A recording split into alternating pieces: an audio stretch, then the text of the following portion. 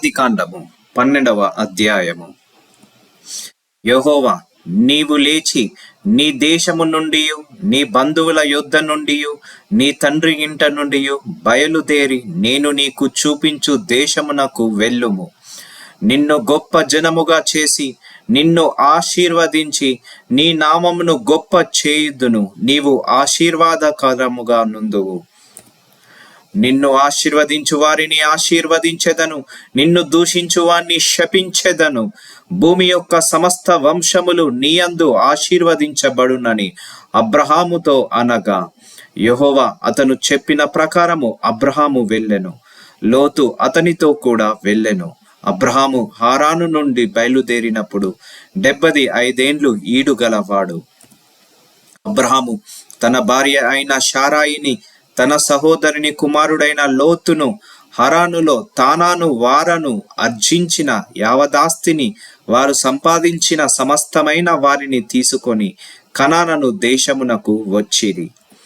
అప్పుడు అబ్రహాము షేకెమునందలి ఒక స్థలము దాకా ఆ దేశ సంచారము చేసి మోరే దగ్గరనున్న సింధూర వృక్షము నొద్దకు చేరెను. అప్పుడు కనానీయులు ఆ దేశములో నివసించిరి.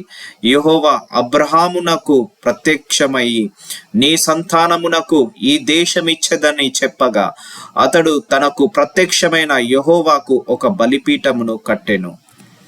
అక్కడ నుండి అతడు బయలుదేరి బేతేలుకు తూర్పుననున్న కొండకు చేరి, పడమటనున్న బేతేలునకు తూర్పుననున్న హాయికిని మధ్యను గుడారము వేసి అక్కడ యెహోవాకు బలిపీఠము కట్టెను. అబ్రహాము ఇంకా ప్రయాణము చేయుచు దక్షిణ దిక్కుకు వెళ్ళెను. అప్పుడు ఆ దేశములో కరువు వచ్చెను. ఆ దేశములో కరువు భారముగానున్నందున అబ్రాము ఐగుప్త దేశములో నివసించుటకు అక్కడికి వెళ్ళెను. అతడు ఐగుప్తులో ప్రవేశించుటకు సమీపించినప్పుడు అతడు తన భార్య అయిన శారాయితో, ఇదిగో, నీవు చక్కని దానివని ఎరుగుదును. ఐగుప్తీలు నిన్ను చూచి ఈమె అతని భార్య అని చెప్పి నన్ను చంపి నిన్ను బ్రతకనిచ్చెదరు. నీ వలన నాకు మేలు కలుగునట్లును నిన్ను బట్టి నేను బ్రతుకున్నట్లును నీవు నా సహోదరివని దయచేసి చెప్పుమనెను. అబ్రహాము ఐగుప్తిలో చేరినప్పుడు ఐగుప్తీలు ఆ స్త్రీ మిక్కిలి సౌందర్యవతి అయి యుండుట చూచితిరి. ఫరో యొక్క అధిపతులు ఆమెను చూచి ఫరో ఎదుట ఆమెను పొగడిరి గనుక ఆ స్త్రీ ఫరో ఇంటికి తేబడెను. అతడు ఆమెను బట్టి అబ్రామునకు మేలు చేసెను. అందువలన అతనికి గొర్రెలు, గొడ్లు, మగగాడిదలు, దాసులు, పనికత్తెలు, ఆడుగాడిదలు, ఒంటెలు ఇయ్యబడెను. అయితే యెహోవా అబ్రాము భార్య అయిన శారాయిని బట్టి ఫరోను అతని ఇంటివారిని మహావేదనల చేత బాధించెను.